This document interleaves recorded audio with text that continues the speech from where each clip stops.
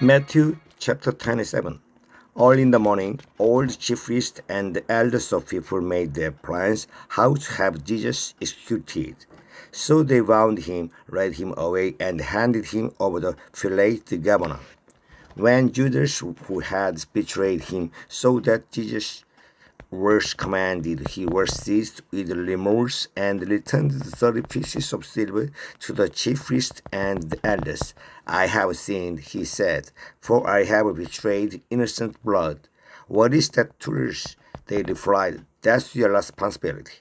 So Judas threw the money into the temple and left. Then he went away and hanged himself. The chief priest picked up the coins and said, it is against the law to put this into the treasury, since it is blood money. So they decided to use the money to buy the potter's field as a burial place for foreigners. That is why it has been called the fields of blood to this day. That what was spoken by Jeremiah, the prophet, was fulfilled. They took the 30 pieces of silver, the price set on him by the people of Israel, and they used them to buy the potter's field as the Lord commanded me. Meanwhile, Jesus stood before the governor, and the governor asked him, I am the king of Jews. You have said so, Jesus replied. When he was accused by the chief priests and the elders, he gave no answer. Then Pilate asked him, don't you hear the testimony they are bringing against you? But Jesus made no reply, not even to a single charge, to the great amazement of the governor. Now it was the governor's custom at the festival to release a foreigner chosen by the crowd. At the time they had a well-known prisoner whose name was Jesus Barabbas. So when the crowd had gathered, Pilate asked them, which one do you want me to release to you, Jesus Barabbas, or Jesus, whose called is Messiah? For he knew it was out of self-interest that they had handed Jesus over to him.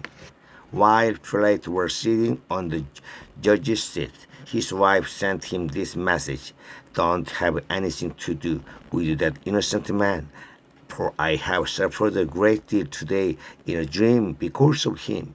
But the chief priests and elders persuaded the crowd to ask for Barabbas and to have Jesus executed. Which of the two do you want me to release to you? Asked the governor.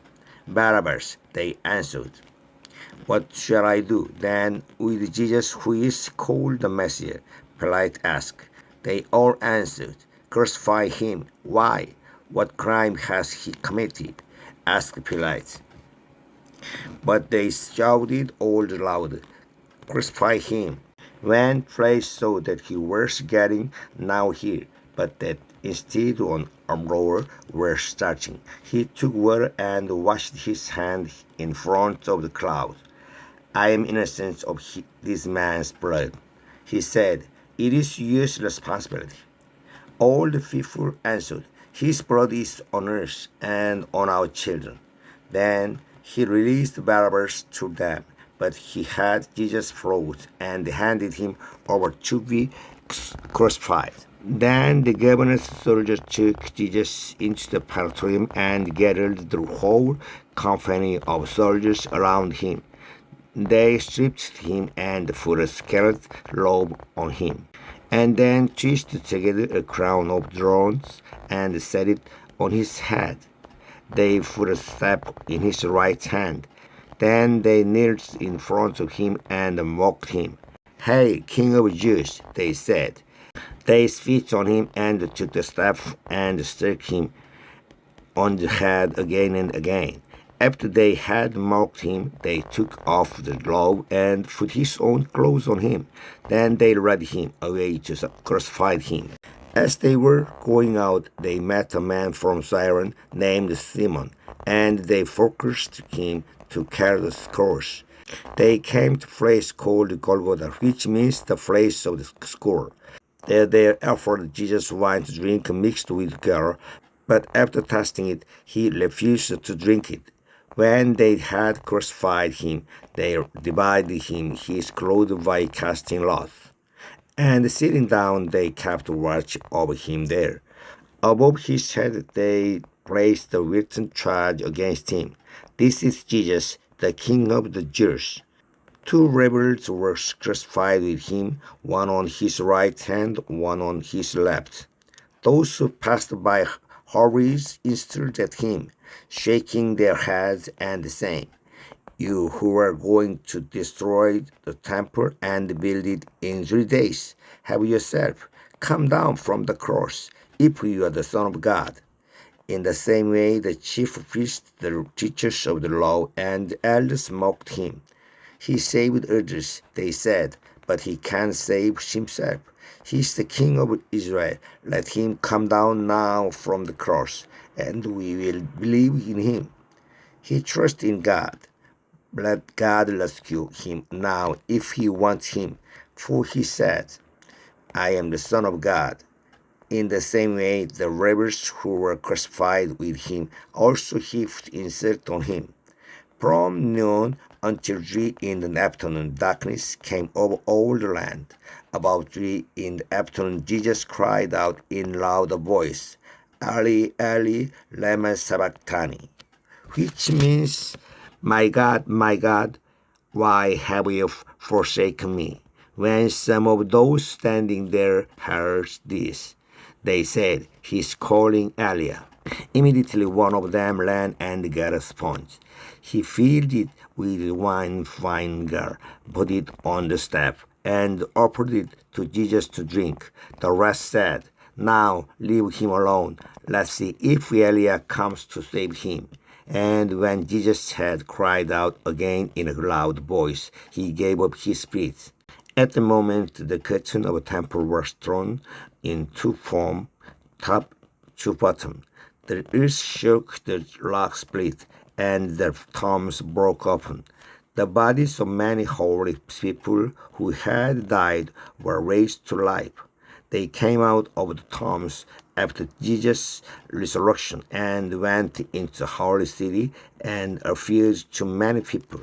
When the centurion and those with him who were guarding Jesus saw the earthquake and all that had happened, they were terrified and exclaimed, "Surely he was the Son of God."